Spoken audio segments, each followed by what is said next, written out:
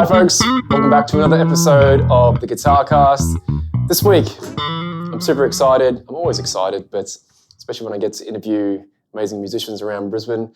I'm sure you all know him. You've probably played with him. Mr. Jeremy O'Connor, the go-to bass player in Brisbane. You've been gigging now for almost 25 years professionally. You've had a very successful career as a professional bass player. You've played with Dami Im, the Ten Tenors, and pretty much every corporate and funk cover band around Brisbane. And you also play a lot of upright and jazz. That is correct, so yeah. I'm excited to talk to you today, mate. Hell yeah. So let's talk a little bit about jazz improvising on an upright bass. Okay. And the differences it would be compared to, say, playing just a standard electric bass. So how do you think about playing over changes of something like, even something simple like a C-7 to F7? How do you think about improvising as an upright player? Oh, well, upright's a whole vibe in itself. I might start off with how I started learning upright was at the Conservatorium of Music. Yep. My second year, I played electric bass first, and then my head of jazz had kind of said, well, why don't you try upright, you'll get more gigs. I'm like, okay, I like more gigs. And Helen Russell was my teacher at the time, and she was great with helping me to get around the upright bass nice and simply. So for the first 6 months, she got me to do a walking bass line in the key of B flat. Just a blues. B. So I had to write one out by hand on the notes on the staves. Yep. And then she would mark me week after week. So walking bass, is the fundamental of improvising on a double bass. So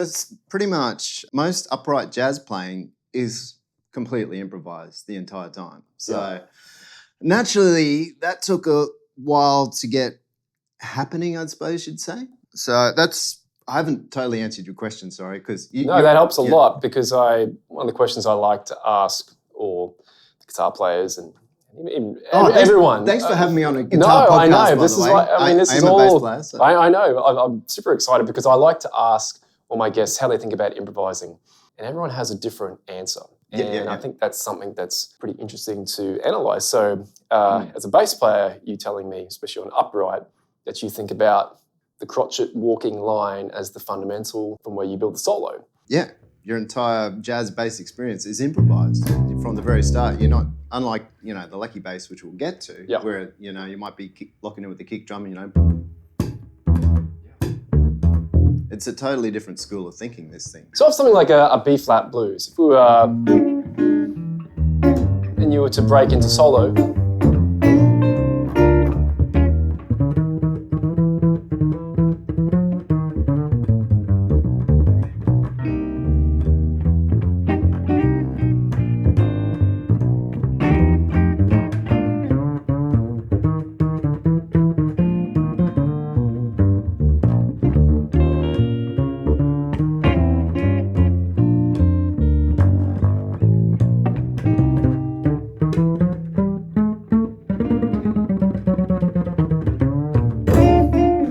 Wow. There we go. I love that. So, sorry, now I'm changing topics again. So what we just did then was trading fours. So you did 4 bars, then I did 4 bars. So, and I was supporting you under that by doing the walking bass line, and you were supporting me by comping. Yeah. That's called comping. So I can really, for those who don't know. Yeah, I can really feel, even when you are not playing the crotchets, I can still feel the crotchets. Yeah, that's right. What you're playing. Do you ever pull from electric bass playing ideas and put that over upright? Yeah, it kind of crosses over a bit at times, like listening to players like Jaco Pastorius from the 70s, or would translate onto a fretless double bass. What you might be looking for an answer is what notes am I thinking to play? Is that right? The notes around, say something like Stella. So if we had a look at like E half diminished, 7 sharp 5, Yep. C minor 7, F7. Yeah. Well, Should we play a bit? yeah. Let's do it. Let's do it. Okay. 1, 2, 1, 2, 3.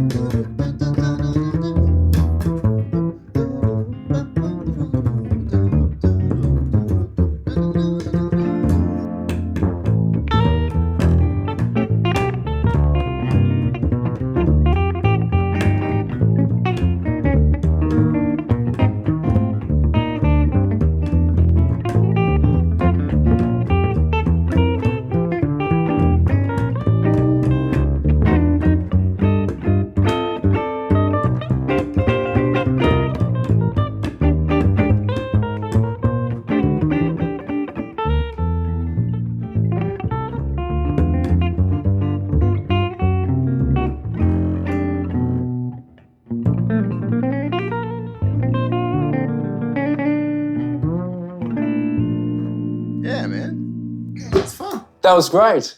Oh, yeah. I loved your ideas Thanks, in thanks. that solo. So, yeah, where are you drawing from? Are you thinking about shapes? I've asked Dave McGuire in the past about, Yeah. you know, especially for guitar. You know, guitar is that visual thing of I'm here, but then I'm also thinking about the flat 5, and I might go out. Yeah. So- Well, do you want a perfectly honest answer? Yeah. Scales, arpeggios, unfortunately, they're the boring, I guess you'd say meat and potatoes. You got to have your cereal in the morning. That's where the basis of your soloing comes from. But Do you find on that? I remember talking to James Sherlock about the quaver, the quavers and the crotchets. You know, it's someone like Wes Montgomery, and his lines are, he's got very complex lines, but some of his real simple soloing, it just sings. And it's so melodic, and it can just be. That's right. Yeah. Yeah. Well, that reminds me of a tip from jazz school, and that is, you probably saw me do it in the solo, is sing along with your playing. Yeah. And then that was another tip from my teachers at the con. And then because you've only got so much breath, you run out of breath, and then you can't play anymore. And then that makes a nice phrase rather than just continuous line. I'll do a bit of B flat blues, just Sure. just singing along with the solo. Yep. So, Yeah. 1, 2. You can come if you want. 1, 1, 2, 3.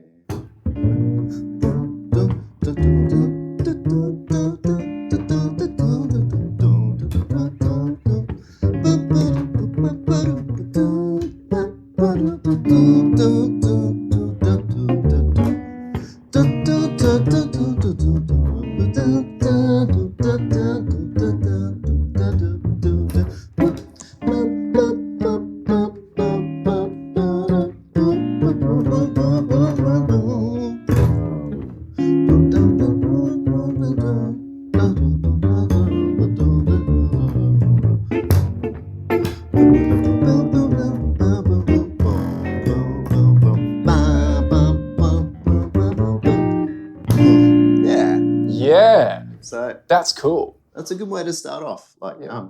so yeah, that's to answer your solo question. Yep. That's what I try and base in my head. Like, because you can turn the singing on and off. You don't have to do it on the mic. You can. So that's what keeps me being melodic and keeps me, yeah. It got a little bit hot in here before with the upright bass playing, so we're now on to electric bass. So Jeremy, you played in a huge amount of funk bands here in Brisbane and also nationally. So if we're thinking about something like E minor to A7, how does that compare to, say, something like we're doing before, which on the upright, B flat blues? Yeah. Are you thinking differently? Obviously the style is different, but how are you, the same approach, thinking arpeggios? Yeah, I think it's different to the jazz because there's less chord changes. Yeah. There's only 2 chords. Yep. So it's a different problem. It's like, how do you make that sound interesting? What are you going to do? Can we play a bit more? Yeah, sure. Ready? 1, 2, 3, and...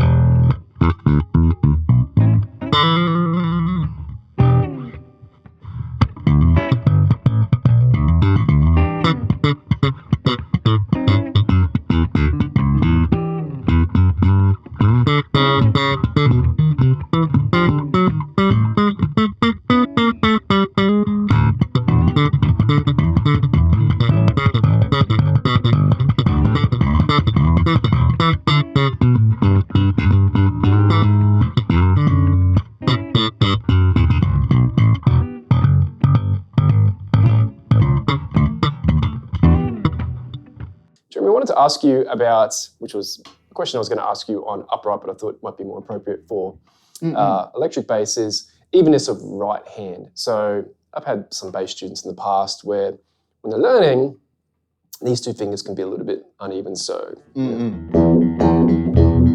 have you worked and spent a lot of time on the evenness of your right hand? Yes, my teachers actually had 2 electric bass teachers, Helen Russell and also Jonathan Diamond. He gave me a bunch of right hand and left hand technical exercises to get it all happening and smooth. So the first one.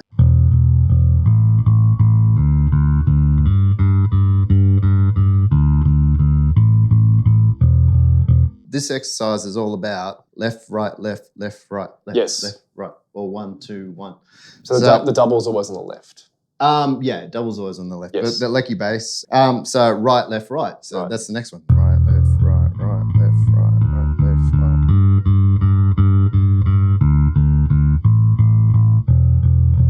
And then the next one is just alternating everyone.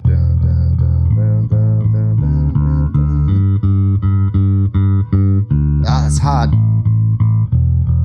It's hard on that. We call it down because the sound goes down. Yes. Not, as you know, same guitar. Physically up though. Yeah.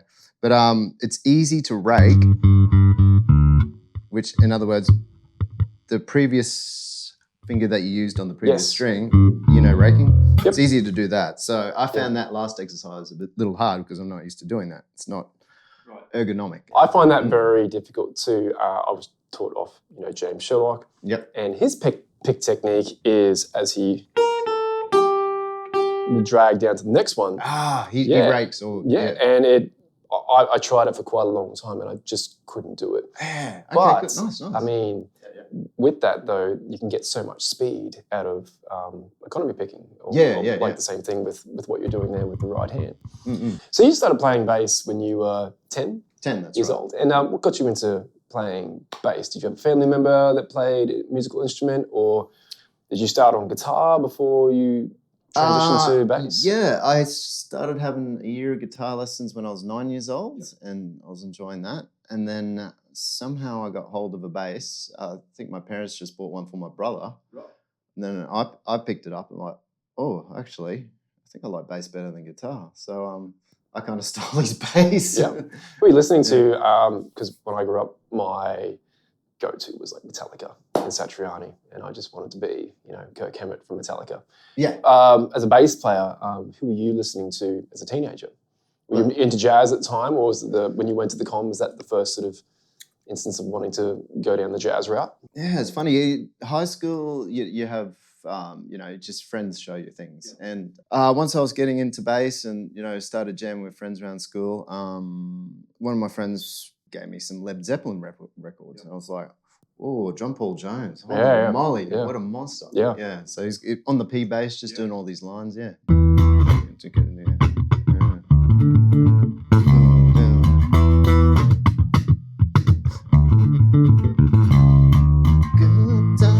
Yeah. Trying to sing. So Zeppelin was your... Yeah, Zeppelin was one of them. Yeah. And of course, Chili's for days. I always say Flea from the Chili's. The biggest influence, on myself. And then, when I was playing in the jazz band, there was a band called Dig, an Australian fusion band. They just had this hit CD that everyone was listening to at my school. And one of their tunes was called The Favourite.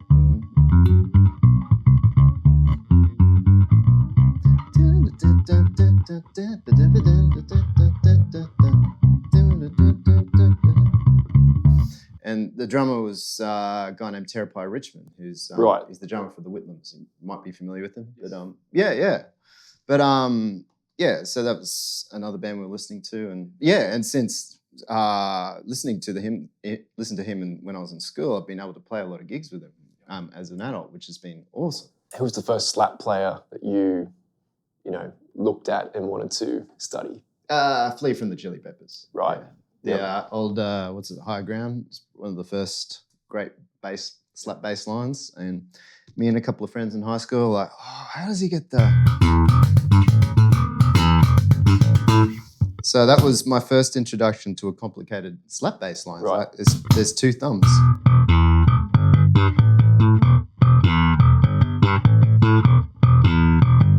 That was mind-blowing to me at the time. Yeah. Like, wow, because it's fast, Yeah.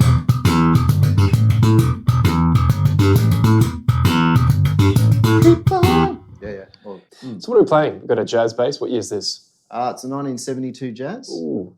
Original neck? Yep. Everything's original except the frets.